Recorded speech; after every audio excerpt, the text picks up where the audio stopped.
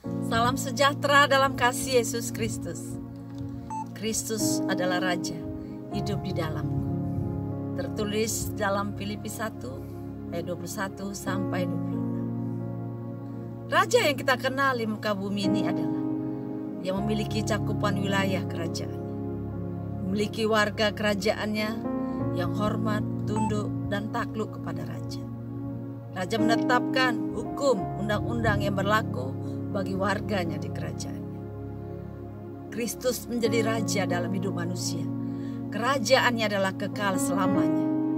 Warga kerajaannya adalah orang-orang yang percaya kepadanya, yang menunjukkan ketaatan, ketundukan, dan hormat padanya, dan menjadikan Kristus menjadi pusat penyembahannya.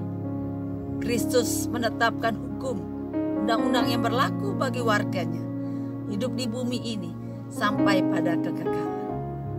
Kalau Kristus menjadi Raja dalam hidup manusia, ada 3 hal yang terjadi dalam hidup kita. Yang pertama adalah kematian adalah keberuntungan. Kematian bukan suatu yang mencemaskan, mengkhawatirkan, mencekam, malapetaka, bencana, musibah, jalan buntu, akhir segalanya, misteri, kutukan. Tapi Paulus berkeyakinan kematian adalah memasuki kehidupan yang sesungguhnya. Diam bersama dengan Kristus, persekutuan yang kekal dan sempurna dengan Yesus, memasuki kehidupan yang sesungguhnya. Hal yang kedua dalam hidup manusia yang menyatakan bahwa Kristus adalah Raja, hidup yang memberi buah. Ada 2 golongan hidup dalam dunia ini, hidup yang berbuah dan hidup yang tidak berbuah. Suatu saat ada sebuah spanduk ditantungkan pada satu sisi tembok, bertuliskan, hindari corona, tetaplah hidup walau tak berguna. Wah, menyedihkan.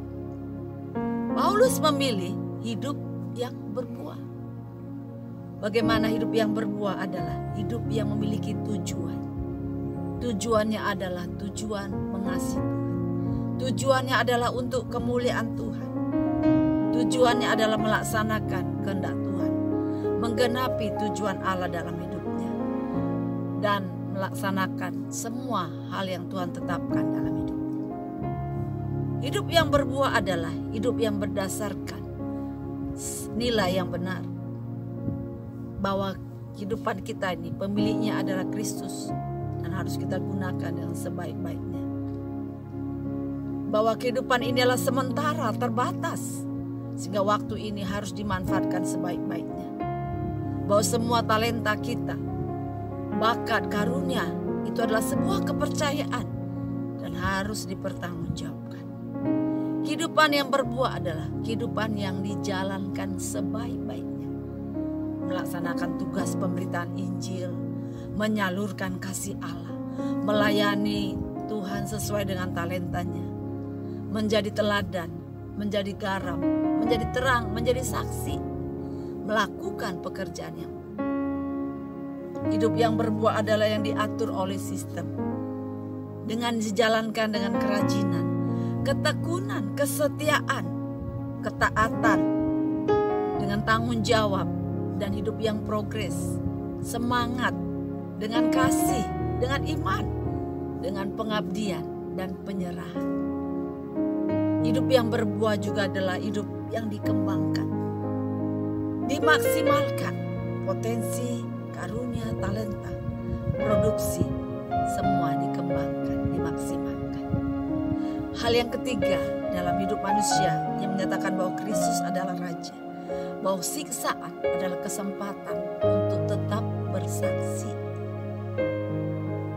Dengan tidak mengeluh, tidak menyerah, tidak mundur, tidak kecewa, tidak frustasi, tidak putus asa. Walaupun Paulus mengalami ancaman, fitnahan, aniaya, siksaan, musibah, hukuman penjara, diambang kematian, tapi Paulus berkata bahwa dia bermegah dalam kesengsaraan.